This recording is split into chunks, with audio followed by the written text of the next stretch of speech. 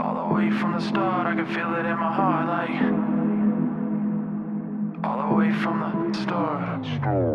Hey, what's going on out there? I'm Sean Devine. Hope y'all are doing well. Today I've got a new video for y'all, and it is dealing with levels, metering, using RMS levels to measure where you're at in terms of competing with commercial records.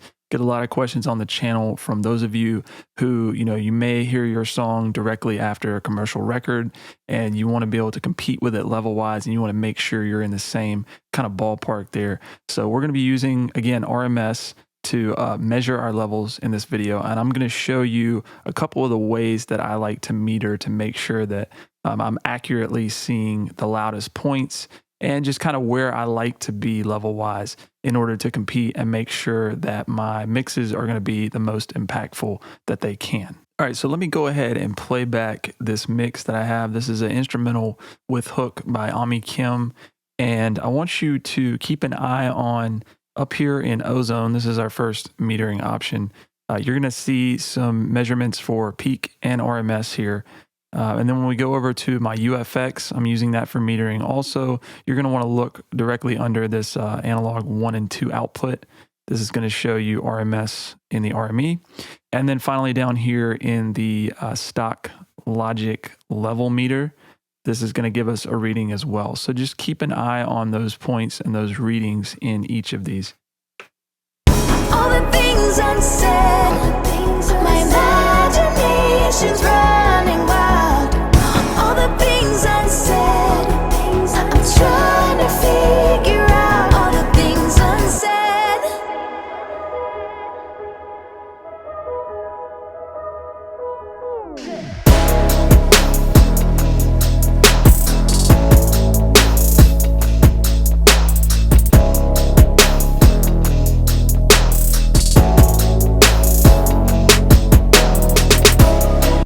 All right, so if you notice the metering over here in Ozone, it was reading like -5, -4 RMS. Then my UFX was reading more like -9, -10. Same thing with the stock Logic plugin. So I show you that just to tell you, even though we have a definitive measurement in RMS, these are still reading it a little bit differently. So you need to kind of figure out one that you prefer and stick with that so that you get familiar with those figures and where things are at. And for me, that is on the RME. I found it to be the most accurate, and it's also just the one that I reference the most. So again, I just kind of know what level I'm looking for there versus these others. I'm not quite as sure, about the measurements. So let's go ahead and I'm going to put those away and we'll continue to meter with the RME here. But I want to go to that second part in the verse, which has really the loudest part of the mix, and that's in the instrumental, and that's the kick. And a lot of times in urban hip-hop music, even the dance stuff, the pop stuff, the kick is going to be the loudest element. So it perceived loudness-wise, obviously the vocal, and that's going to be more up front. But in terms of RMS, your kick and your bass is usually going to be the loudest point. So let me just bring that back up, and I'm going to play this from that point.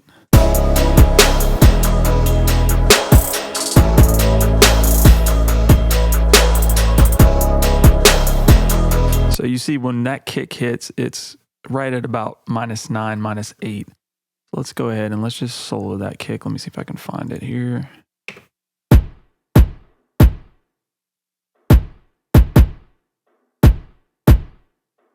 So yeah, that's at about -9. And the reason why I solo the kick and point out the kick like that is because if you're a producer, or even if you're mixing, you're just trying to, again, find a good RMS level, the kick is what you're going to look for to be that loudest point. So if your kick is generally between, -11, anywhere from there to about -8, that's going to be commercial levels currently. Now, there are no rules to this, y'all. So the level keeps getting louder and louder in terms of what is kind of like a standard RMS for the songs that you're going to hear on the radio or, the more popular stuff.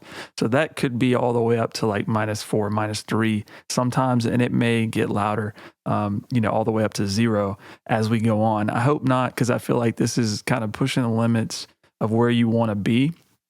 So, but that just gives you a general kind of idea. Again, between -11 to -8 for your loudest element is going to be something that will compete well. You may want to be a little louder than that depending on the genre, but that's going to be pretty safe. Now, let's just talk about, how do you know when you're pushing it too hard and you're trying to get too much out of the RMS? Let me pull back up Ozone here. So that's the only plugin I have on our master bus. I don't think, again, with instrumentals and things like this, I really don't do a ton of mastering. I don't mess with the stereo bus that much. I like to, again, work in my mix the most and kind of get the most of the volume parts are coming from my mix. But let's just open up our maximizer. So we've got that up, and let me pull back up my metering. I'm going to press play. And we're going to look at this threshold here.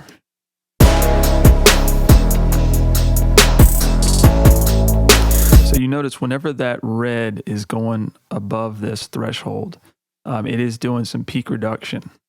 Now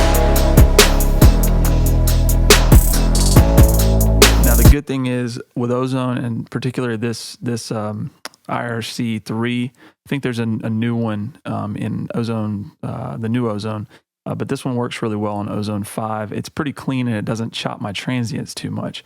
But if we try to push this and let's say we're just trying to get a louder RMS out of it, watch what happens.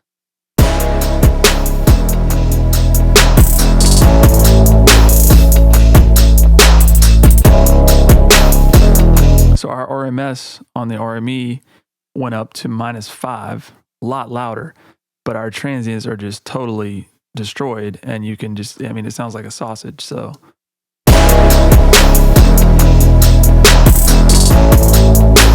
it's distorting, it's pumping, it's not pleasant. So that's how you know when you're trying to push it too much.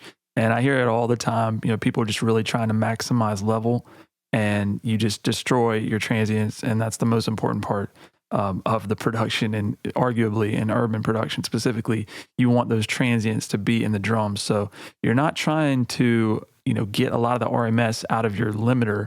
RMS is really achieved in the mix. It's just all about leveling, getting that loudest element like we talked about, the kick, or whatever it is that you choose to be the loudest, to be at that point. And then, again, we're not trying to squash it in the mastering process. That's kind of just the last step. We're putting a little bit of icing on it. And maybe, with this, we're probably bringing the RMS up maybe a dB, dB and a half, 2 dB at most, but we're not trying to push that much more out of it. So anyways, y'all, I hope this is helpful. Just keep an eye on things. And again, anywhere from that -11 to -8, -7 RMS is going to be, competing these days. But again, you just got to use your ears and be careful, not to push things too hard in your master bus, and just make sure you're not distorting and destroying those transients. So anyways, y'all, if you have any comments or questions, feel free to leave them below, and we'll talk to you soon.